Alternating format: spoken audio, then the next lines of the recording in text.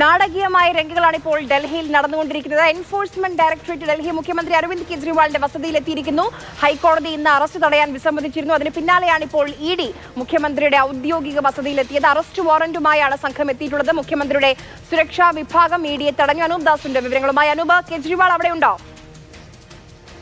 കെജ്രിവാൾ വീട്ടിലുണ്ട് എന്നാണ് നമുക്ക് ലഭിക്കുന്ന വിവരം. ഞാൻ കെജ്രിവാളിന്റെ വീട്ടിലേക്ക് പോയിക്കൊണ്ടിരിക്കുകയാണ്.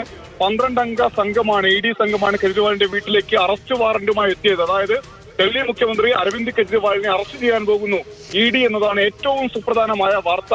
ഈ ഘട്ടത്തിൽ 9 തവണ ഡൽഹി മദ്യമായ അഴിമതി കേസിൽ ഹാജരാവാൻ ആവശ്യപ്പെട്ടുകൊണ്ട് ഇ ഡി അരവിന്ദ് കെജ്രിവാളിന് നോട്ടീസ് നൽകിയിരുന്നു. പക്ഷേ മുഴുവൻ തവണയും ഹാജരാവാതിരിക്കുകയും കോടതിയെ സമീപിക്കുകയും ചെയ്തതാണ് അരവിന്ദ് കെജ്രിവാൾ.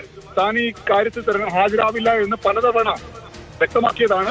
നിയമവിരുദ്ധമായിട്ടാണ് ഇ ഡി ഇങ്ങനെ നോട്ടീസ് നൽകുന്നത് എന്ന നിലപാടാണ് ആം ആദ്മി പാർട്ടിക്കും ഒപ്പം തന്നെ അരവിന്ദ് കെജ്രിവാളിനുമുള്ളത്. എന്നാൽ ഇന്ന് ഹൈക്കോടതിയെ സമീപിച്ച് ഏറ്റവും ഒടുവിലയച്ച 9ാമത്തെ സമയത്തിൽ നിന്ന് സംരക്ഷണം വേണമെന്ന ആവശ്യം അരവിന്ദ് കെജ്രിവാൾ ഉന്നയിച്ചിരുന്നു. എന്നാൽ അത് അംഗീകരിക്കാൻ കഴിയില്ല എന്ന നിലപാടാണ് സ്വീകരിച്ചത് കോടതി.